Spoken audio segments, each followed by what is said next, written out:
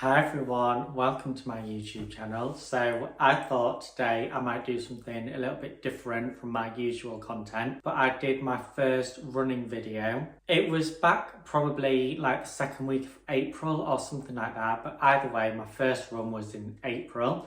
So we're now 3 months on, so I thought I would just make this video kind of around my running experience and my journey with that and kind of what I've learned from it, what was difficult and what I'm going to do sort of moving forward. So I can't believe that I've done running now for 3 months. And I think for me, the most surprising thing about running is how, I know everyone sort of talks about the endorphins and that rush after, the runner's high. And I never really, like prior to running, thought much of it. I was just like, maybe people are just sort of saying that and stuff. But now that I'm a runner myself, well, I wouldn't say I'm a runner, but I don't know. Anyway, I completely understand it and I love that feeling, but I kind of wish, like, as my distances get longer and longer, that I could bottle up that endorphin rush at the end of a run and take it before. Because sometimes what I find is it can be quite difficult to get into the mindset of going for a run. But I have really enjoyed it. And I think something that I'm going to be doing moving forward is I want to keep increasing my distance, obviously. So the latest run that I've done was 6K. That was 3 or 4 days ago, and that was difficult. I think I was just kind of surprised at how 6K sounds like such a lot, but then once you've achieved it, you kind of take a step back and you're like, oh, yes, it was difficult, but I think the more you do something, the easier it becomes. But moving forward, I want to increase my distance, but I also want to start increasing my pace now as well, because my pace seems to average at around 6.4, 6.5, which as a new beginner, like a new runner, I don't think is too bad. But it's something that I'm looking to kind of push as I move forward with this whole running journey. I've given myself a goal of trying to achieve... Do you know what? I'm not going to try to achieve it. I am going to achieve it. I'm going to achieve 10K. And I've given myself a goal by the end of the year, December. I've already done 6K. So I feel like for me, that's quite an achievable, realistic, achievable achievement. If that makes sense. Anyway, so I want to briefly talk now about my trainers. So I got these back from 247, so Represent, and it's George Heaton and Michael Heaton that obviously own that brand and they run it. I was following them prior to my running journey, and I always knew that my first pair of running shoes were going to be from 247 because I just love the brand. But I'll just give you a quick look at my trainers. I mean, they still look pretty new. Like, I have been wearing them, running. It's not like they've just been sat in the cupboard doing nothing. But yeah, no, they're still in really good condition. 3 months later, and I run twice a week. So yeah, these are great. The thing for me is, and I said this in my previous video, like the first one, I've never ran before, so I've never had a pair of running trainers, so I have nothing to compare it to. But for me, it's being able to just kind of, they're really comfortable, very easy to wear. They're very sort of springy as well. Like when I first started running, it was just very springy. And it was almost making me run a little bit too fast, so I had to control that quite quick. But now they're definitely sort of worn in and they're definitely kind of like molded to my feet a lot smoother. So yeah, in terms of the running shoes, they were great for me. Obviously, I'm still going to wear them, still keep using them for as long as they will last, but I'm not looking to change them. And if I do get another pair of running shoes, I probably will go back to 247 just because I'm so impressed with the design, the quality, the durability, and, the performance of them as well. So yeah, really, really great from 247. I'll just show you again. And again, I love the detailing and I love the brightness of them. So when I've shared it on my social media channels and when I've spoken about running and with the trainers, they're always, they're like a hot topic. They're like Marmite. Half the people on my stories love them. Half of the people on my stories think, what am I doing wearing them?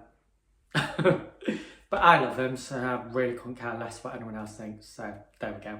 I'm just going to give some tips now for what's helped me with my running journey and things like that, because it might help inspire other people, or maybe, you know, just help people in general. So the first tip that I would give, and that I learned pretty quick, is download a running app, something that tracks it, because I didn't track my first and maybe even my second run, and I kind of wish I had, because I could have, you know, had that as like my starting point. But anyway, I ended up downloading Strava. I think it's, you know, really popular. I think everyone and anyone that's a runner might be on that app. It's pretty, definitely download a tracking app, because it's really helpful. And what I like about Strava is the kind of, it tracks you and then it draws the kind of map where you've been. I think it's pretty cool looking back at that, and it gives you loads of stats. I think I mean, correct me if I'm wrong, but the first month I'm pretty sure is free. And then after that, you have to pay for a subscription. I mean, you don't have to, because I'm not, so I'm still on the free version, so I don't get the full insights of everything. And to be honest with you, like, all the information that I do get on the free version, I'm happy with. So I don't really know.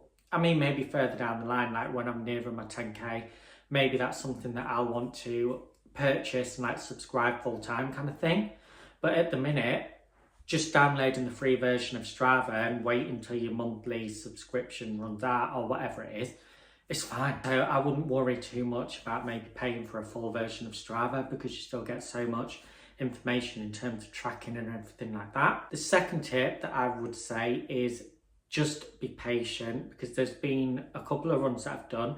There's probably, I think, run number 7 and maybe number 8 where I was kind of beating myself up after the run, because I felt like I could have done so much more. But the reason why I kind of held back on those particular runs and moving forward is because I just don't want to overdo it. And I know that there is a little bit more in the tank that I could do, and maybe push myself on the distance, maybe push myself on the pace. But if I do too much too quick, I might end up with an injury. It might put me off. It might just throw me off track. And the last thing that you want to do when you're starting out running is to do something that is easily preventable.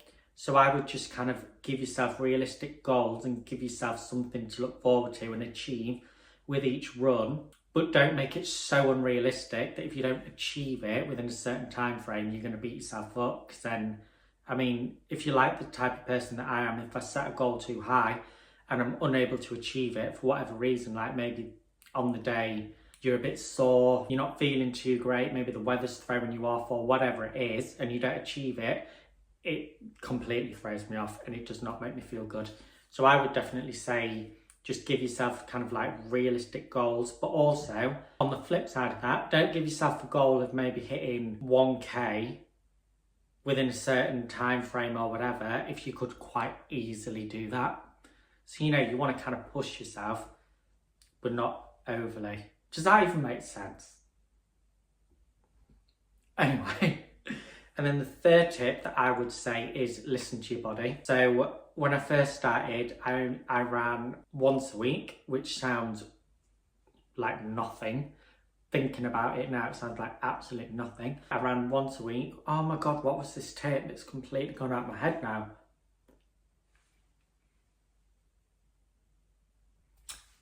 That's it, listen to your body, yes. So when I first started running, I only ran once a week, but then my body was kind of like, come on.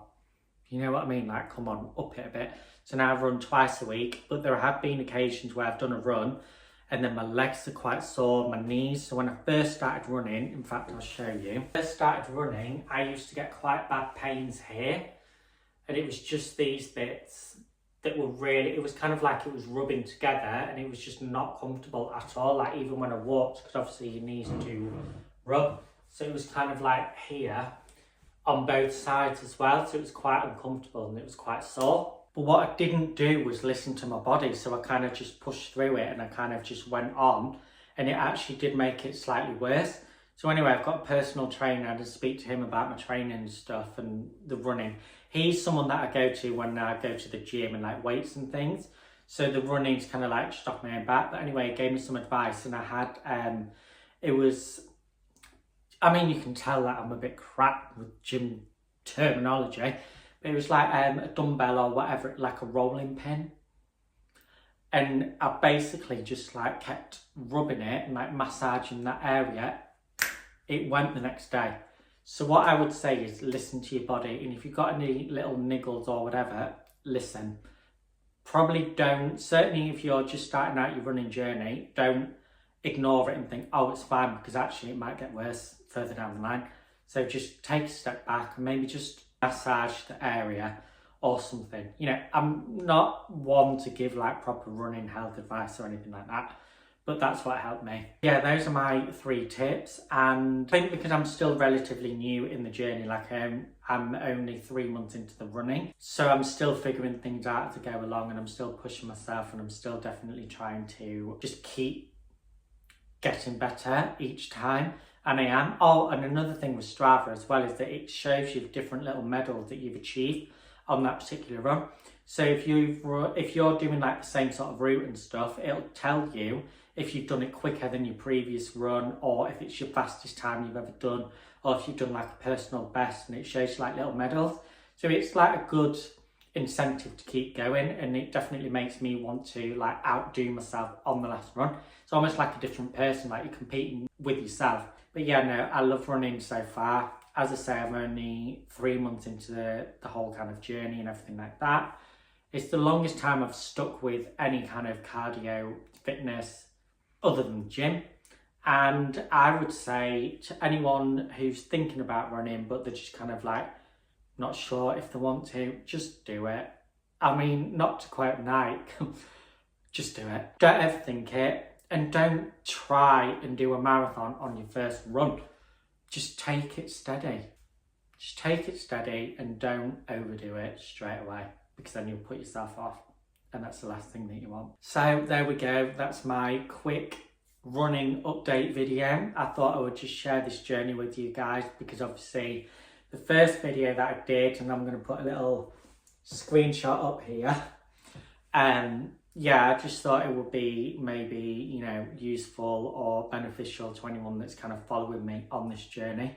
And maybe if you're like a new beginner to running and you stumble across this video, then hopefully the tips that I have shared in this will kind of help you. But yeah, as always, take care of yourself, and I'll see you in the next one.